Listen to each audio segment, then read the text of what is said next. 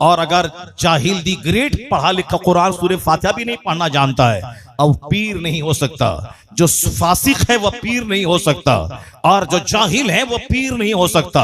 उस तरह से बहुत सारा पंडित भी है जो हजारों को बेवकूफ बनाता है, आशाराम जैसा। उनके भी लाखों सैकड़ों मुरीद चाहिए था, मुरीद हो जाते हैं उनके भी, और उनके भी 400 खानकाह आश्रम उनके पास मौजूद है। अब जहां जा गया क्या, मगर फिर वही नफ्स को कंट्रोल में नहीं रखा तो फिर लुचवा बना और जेल में सड़ रहा है। 400 आश्रम बचा हुआ है। उसी तरह के लुच्चे हमारे यहाँ भी घूम रहे हैं, जो औरतों के पीछे, जो मर्दों के पीछे इगलामबाजी करते हुए, औरतों से मुरीदनी से ज़िना करते हुए पकड़े जाते हैं। जो शरीयत का नहीं होगा, नमाज का नहीं होगा, हज व ज़कात का नहीं होगा, जो ज्यादा सिगरेट पिएगा, गुटखा खाएगा, जरूर चुलबुला होगा, मन चला होगा। वरना एक मौलाना से मैंने पूछा था बनारस में, आप पान क्यों नहीं खाते हैं? जब बुजुर्गों ने पान खाया था, कहा पान इसलिए मैं नहीं खाता हूं कि जितनी देर पान चबाऊंगा और मुंह में थूक फेंकूंगा उतनी देर में 10-20 बार दरूद पढ़ लूंगा, उतनी देर में 10-20 बार कल सुभान अल्लाह पढ़ लूंगा। बोलो ना जोर से सुभान अल्लाह, हाथ उठा के बोलो ना ला इलाहा इल्लल्लाह। क्या चाहते हो, मैं जाहिलों की तारीफ करूं, उन बेनमाजी की तारीफ करूं? नहीं नहीं, बेनमाजी अगर मानना ही है तो जाके मान लो किसी चमार को।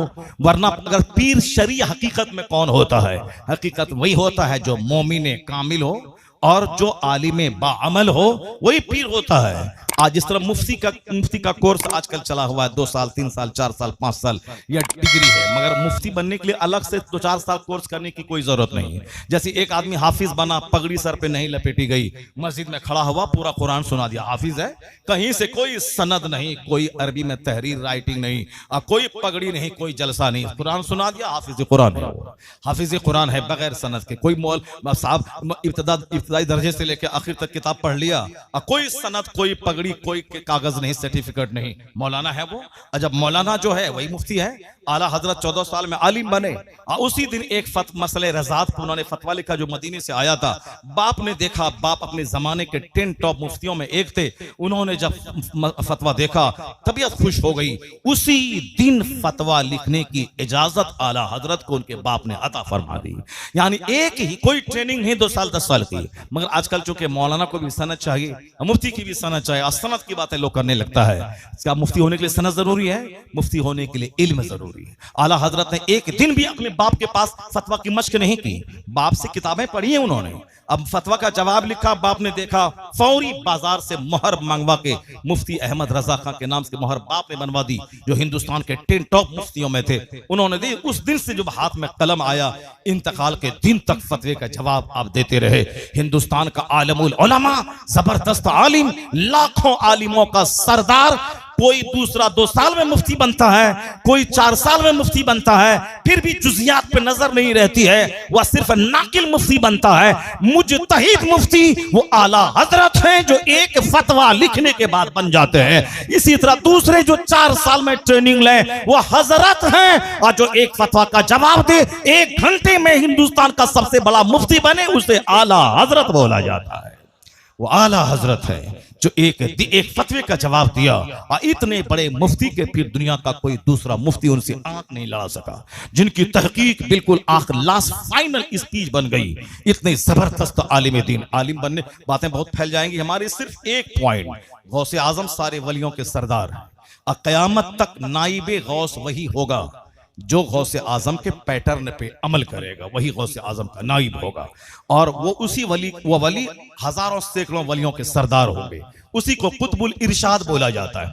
आला हजरत बहुत बड़े आलिम थे, ये सबको मालूम है, मगर कुतुबुल इरशाद भी थे, नाइब गौस भी थे। ये बहुत सारे लोग नहीं मानते हैं, तस्लीम नहीं करते हैं। अब तस्लीम नहीं करने में उनके हसद का दखल होता है, जलन का दखल होता है कि हमारा बाप दादा का ढेर मजार पड़ा हुआ है, और लाखों करोड़ों लोग नहीं आ रहे हैं, और वहां 40 से 50 लाख लोग हर साल उर्स में जाते हैं, सालाना करोड़ों की हाजिरी। और दुनिया के सारे मौलाना अहमद रजा खां के पैरोकार हजारों मस्जिदों में मुस्तफ़ा जान रहमत लाखों सलाम। मेरा दादा के कब्र पे 5 आदमी गिनती का आता है, और वहां थोक लाखों आदमी एक महफिल में मुरीद हो रहा है। इसी जलन में वह बोलता है मौलाना अहमद रजा खां, वह मौलाना थे, आलिम थे, पीर नहीं थे और बुजुर्ग नहीं थे।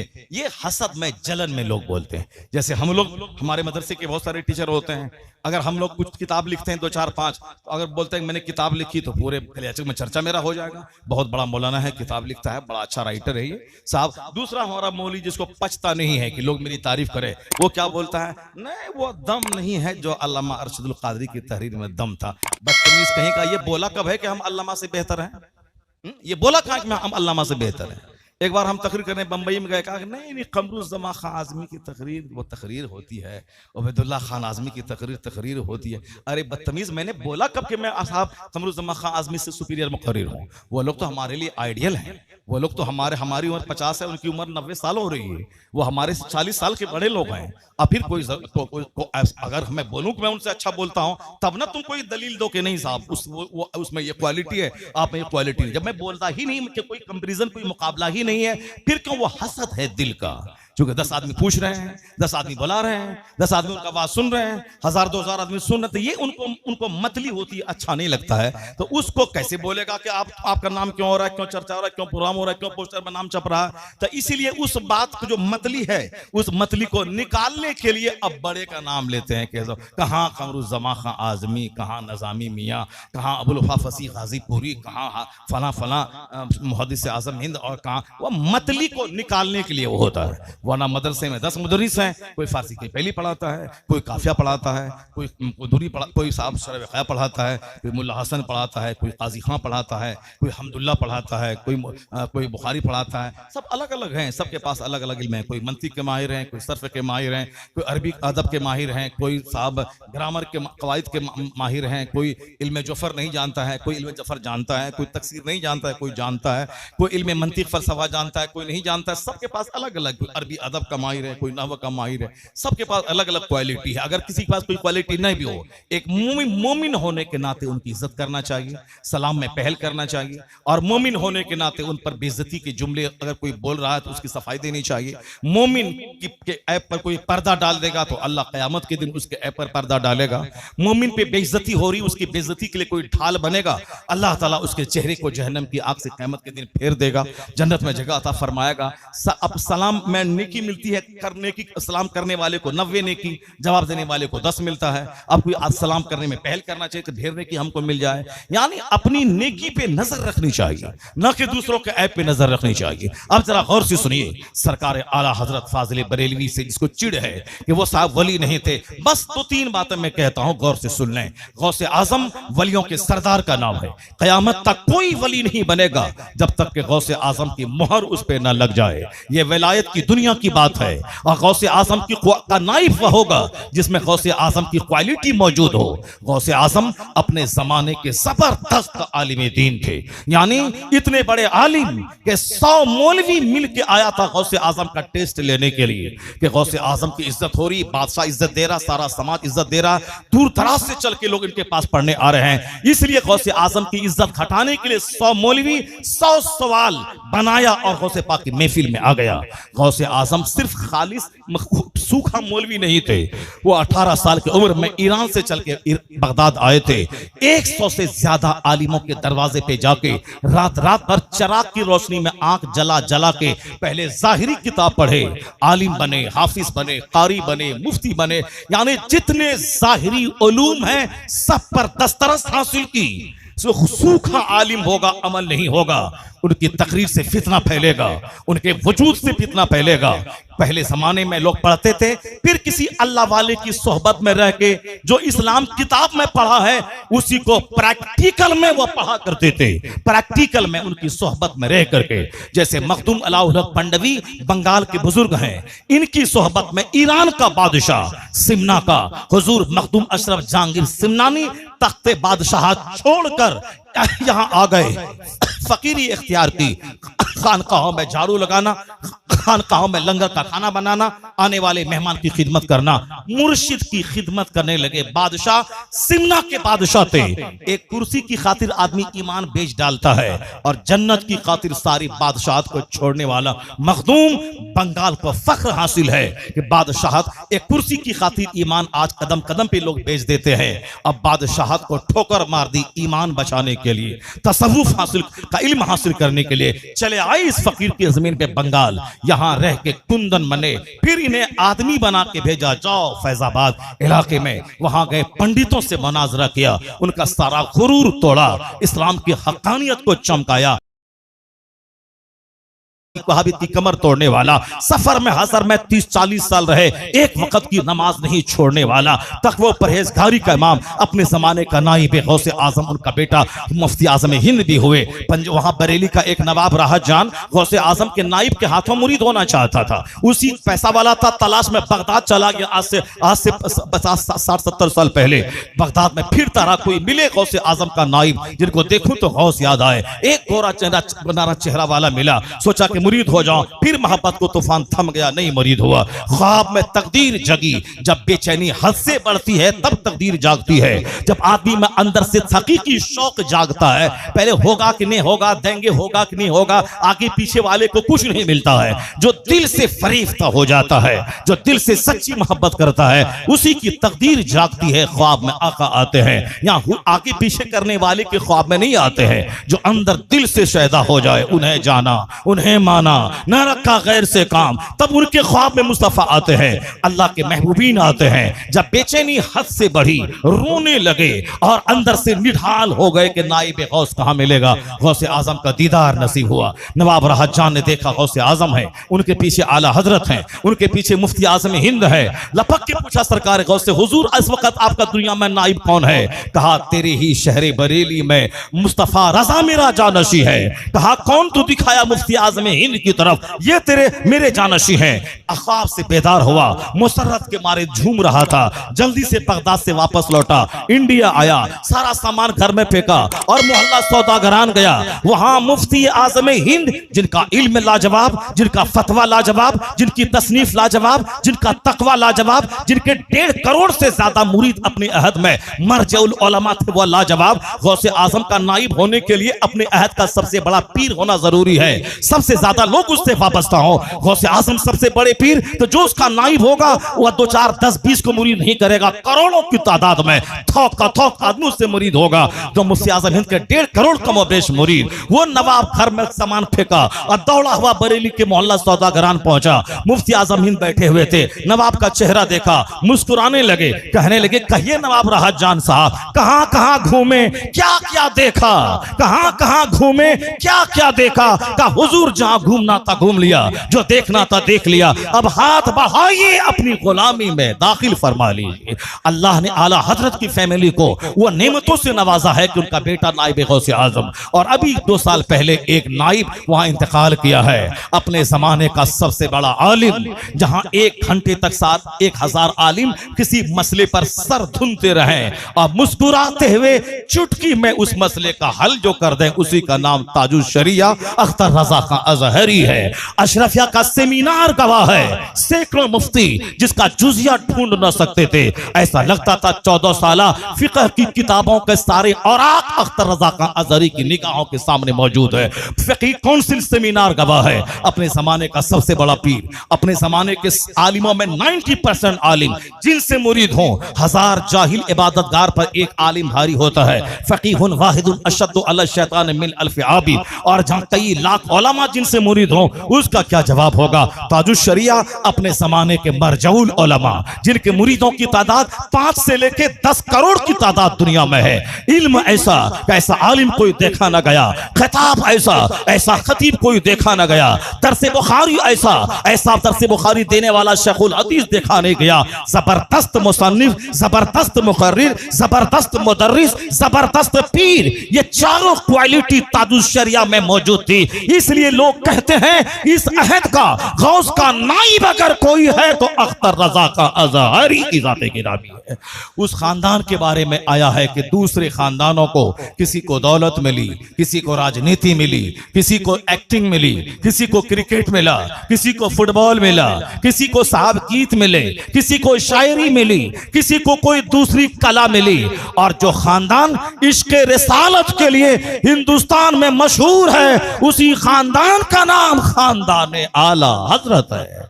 यानी सरकार की मोहब्बत का जाम जिसने पिलाया हो, जो भी उस खानदान से मुंसलिक होता है, उसके बदअकीदा होने का 99% चांस खत्म हो जाता है।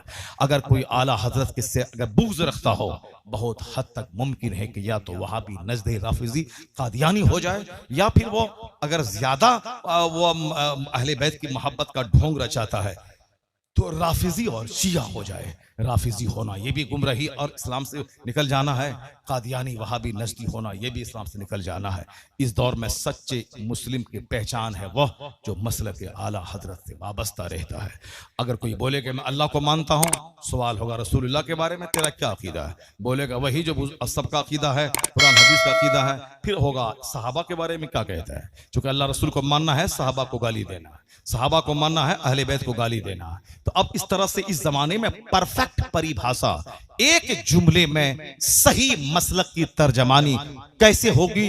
दूसरा सवाल राइज नहीं होगा, उसका नाम है मसलक आला हजरत। जरा जोर से बोलिए ना सुभान अल्लाह, हाथ उठा के बोलिए ला इलाहा इल्लल्लाह। एक डिफिनेशन है मसलक आला हजरत। आला हजरत का नाम आ गया, अब नहीं पूछा जाएगा अल्लाह के बारे में क्या अकीदा, अब नहीं पूछा जाएगा रसूलुल्लाह के बारे में क्या अकीदा, अब नहीं सवाल होगा सहाबा के बारे में क्या फेत है, नहीं पूछा जाएगा अहले बैत के बारे में क्या अकीदा है। शिया अहले बैत से मोहब्बत करता है, अमीर मुआविया को गाली देता है। खारिजी सहाबा को मोहब्बत करता है, अहले बैत का कातिल बनता है। और जो अहले बैत सहाबा दोनों से मोहब्बत करे, इमाम आजम को वहां भी गाली देता है। तो इस तरह से फित्न और फसाद के दरवाजे खुलते जाते हैं। मगर जो आला हजरत का नाम ले ले, अब नहीं पूछा जाएगा गरीब नवाज के बारे में क्या अकीदा है, गौसे आजम के बारे में क्या अकीदा है, इमाम आजम के बारे में क्या अकीदा है, सहाबा के बारे में क्या अकीदा है, अहले बैत के बारे में क्या अकीदा है। मसलक आला हजरत आ गया, परफेक्ट मोमिन की तस्वीर बन जाती है। यानी आला हजरत का मतलब होता है अकीदा तौहीद पुख्ता हो। आला हजरत के मसलक का मतलब होता है सरकार से शदीद मोहब्बत, ताजीम, इज्जत, हुजूर के फरमानात, इरशादात को गले लगाना, हुजूर की वजह से सहाबा को सबको जन्नती समझना, उनके इख्तलाफ में नहीं पड़ना, खता इज्तिहादी पर महमूल करते हुए सबकी मोहब्बत दिल से करना, सारे सहाब अहले बैत से मोहब्बत करना।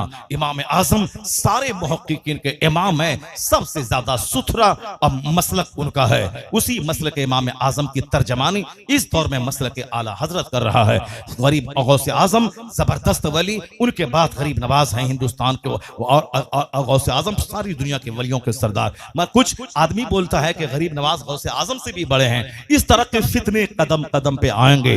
इस जमाने में रास्ता चलते कोई हाथ पकड़ के, अभी कलकत्ता में जहां कल रात में था, एक बोला एक दाढ़ी मुंडा प्रोफेसर आया था, वह प्रोफेसर और कॉलेज का प्रोफेसर होने का धौंस जमा के बोल के गया है कि नमाज मत पढ़ो, रोजा मत रखो, हम उसको 1 महीने में वली बना देंगे, नमाज पढ़ना जरूरी नहीं है। मैंने बबांगे दोहल कहा, जो नमाज की फर्जियत का इनकार करे वह काफिर, और जब काफिर वह हो गया, उसकी बीवी निकाह से निकल गई, अब चाहे जिंदगी भर बीवी के पास रहेगा, बहुत ज़िना खालिस, और जितने बच्चे पैदा होंगे सब वलदुल हराम वलदुल ज़ना, क्योंकि नमाज की फर्जियत का मुनकिर काफिर है। जहां काफिर हुआ उसका निकाह, उसकी बीवी उसके निकाह से निकल गई, उसका निकाह टूट गया। निकाह जब टूटा तो आम औरतें और उनकी बीवी में कोई फर्क, बीवी ही नहीं रही, आम औरत हो गई। अब वह डफली बजाता रहे, अब उनके घर में दिन रात वो ज़िना करता रहे और हरामी बच्चे पैदा करता रहे। प्रोफेसर बनना और है, मोमिन खालिस बनना और है। इसी तरह का बकवास एक कटिहार इलाके में लोगों ने किया था। एक पीर पटना का जाता था,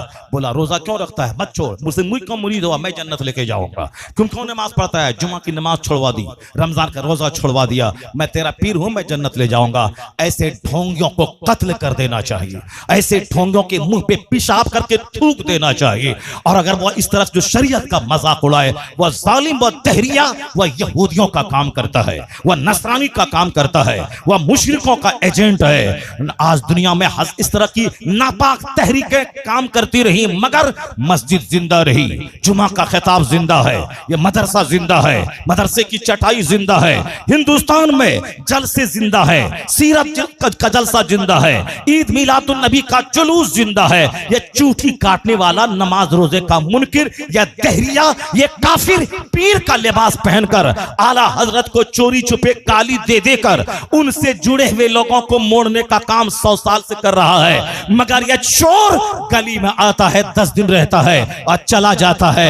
मगर आला हजरत जिसने सारी जिंदगी ढाल बन के शरीयत मोहम्मदी की खिदमत की, तो मानना पड़ेगा आज इन्होंने इन दहरियों, इन सुन्नी की शक्ल में इन बेईमानों का पीछा किया और उन गुस्ताखी रसूल का पीछा किया, इस्लाम पे होने वाले हमलों का जवाब दिया। अल्लाह ने ऐसा कबूल किया अहमद रजा को कि उनसे चिढ़ने वाले सारे बुझ गए, सब उनसे जलने वालों के गुल हो गए चिराग। अहमद रजा मस्जिद जिंदा रही, जुमा का खिताब जिंदा है, ये मदरसा जिंदा है, मदरसे की चटाई जिंदा है, हिंदुस्तान में जलसे जिंदा है, सीरत का जलसा जिंदा है, ईद मिलादुन नबी का जुलूस जिंदा है। ये चूठी काटने वाला, नमाज रोजे का मुनकिर, या दहरिया, ये काफिर पीर का लिबास पहनकर आला हजरत को चोरी छुपे गाली दे देकर उनसे जुड़े हुए लोगों को मोड़ने का काम 100 साल से कर रहा है। मगर यह चोर गली में आता है, 10 दिन रहता है और चला जाता है। मगर आला हजरत जिसने सारी जिंदगी ढाल बन के शरीयत मोहम्मदी की खिदमत की, तो मानना पड़ेगा आज इन्होंने इन दहरियों, इन सुन्नी की शक्ल में इन बेईमानों का पीछा किया और उन गुस्ताखी रसूल का पीछा किया, इस्लाम पे होने वाले हमलों का जवाब दिया। अल्लाह ने ऐसा कबूल किया अहमद रजा को कि उनसे चिढ़ने वाले सारे बुझ गए, सब उनसे जलने वालों के गुल हो गए चिराग। अहमद रजा की शम्मा फरोजा है आज भी। आज अगर मदरसा जिंदा है, जुमा का खिताब जिंदा है, सीरत का जलसा जिंदा है, उसकी महफिलें जिंदा है, 12वीं का जुलूस जिंदा है, कब्र को सजदा नहीं करना चाहिए, यह तहरीक जिंदा है, फर्जी इमाम बाला, फर्जी करबला, ये शियाओं की नाफिज करदा गलीज रिवायत है, इनको तोड़ देना चाहिए। आज से 50 साल पहले जो मुहर्रम में ढोल तमाशा था, 50 साल के बाद वह तहरीक घटी है। आज शहीद आजम कॉन्फ्रेंस बढ़ गई, 10 दिन की मजलिसें बढ़ रही हैं, खुराफात के नामी वो तहरीकें बंद हो गई हैं। अगर आज सही इस्लाम है हिंदू पाक में, तो 80% एहसान इमाम अहमद रजा का फाजिले बरेलवी का, वरना चूटी काटने वाला ये तो आलिमों की इज्जत को मिट्टी में मिलाने के लिए आज भी वो गली में है।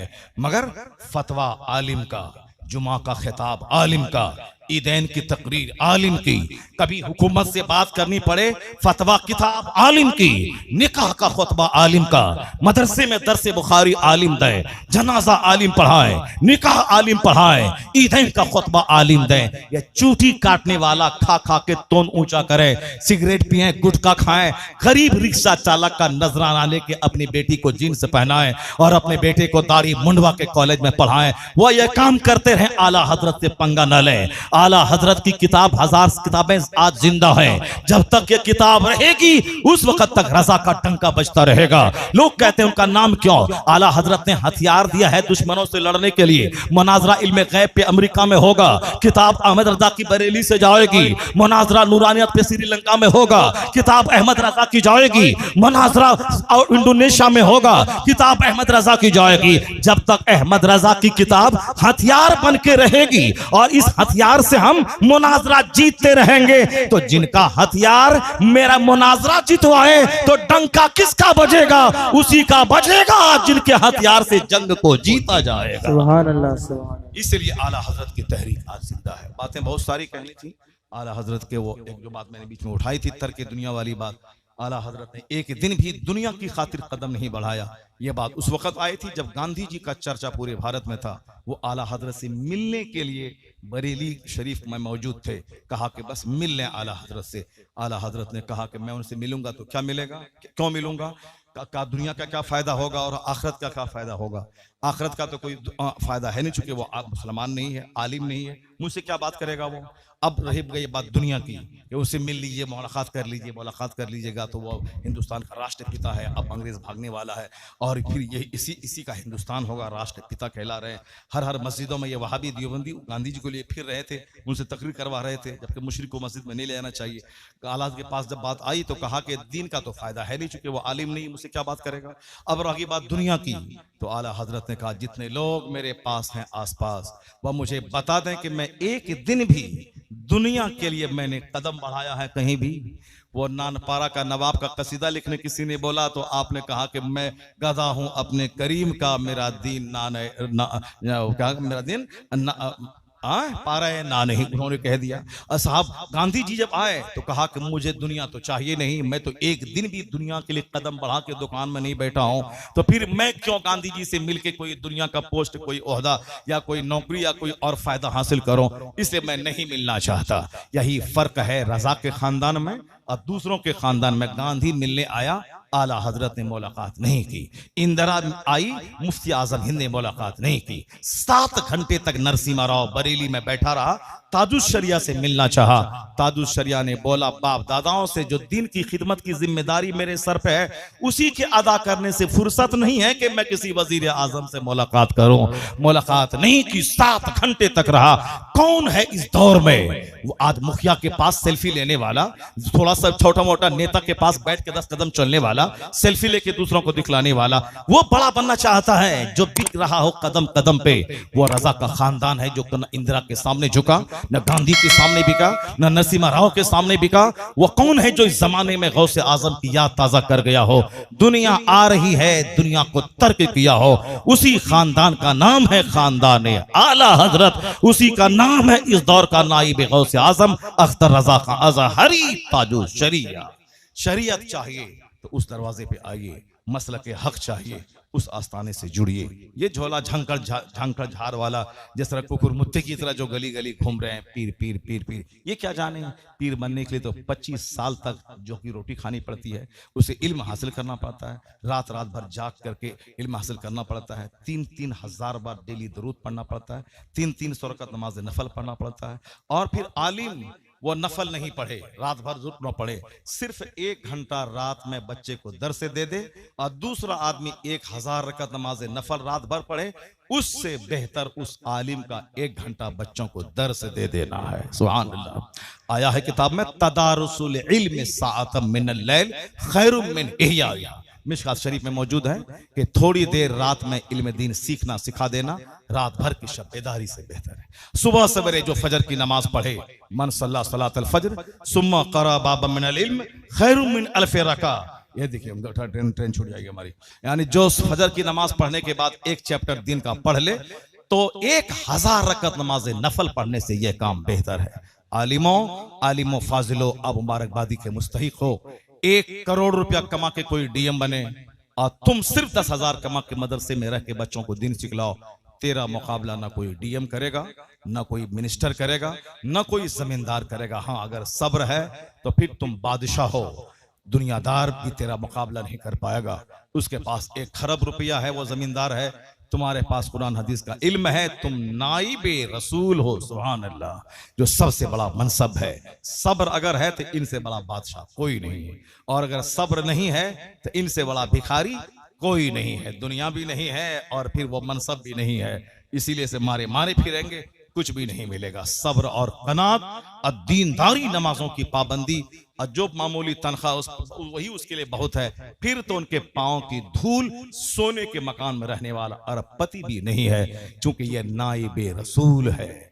जिस तरह रसूल होना सबसे बड़ा मर्तबा है, उसी तरह नाइबे रसूल होना सबसे बड़ा मर्तबा है। जो कुरान पढ़ाता है, जिस तरह कुरान का कोई जवाब नहीं है, उसी तरह जिस दरसगाह में कुरान पढ़ाया जाए उस दरसगाह का भी कोई जवाब नहीं है। हो गया ना? बोले ना सुभान अल्लाह। अब तकरीर हमारी 2 घंटे की लगभग हो गई। मुझको इतनी देर तक नहीं बोलना था। अभी मेरा टाइम ट्रेन का 1:14 पे मुझको ट्रेन पकड़ना फर्क काम है। वही ट्रेन 2:30 पे कहाँ है? मालदा। तो वहां पकड़ लेंगे ना, 2:30 पकड़ लेंगे। हाँ चलिए, अब बातें तो इतनी खोल के इतना फैला दिया मैंने कि अभी तो आला हजरत पर ही बोलने के लिए अब आ गए थे।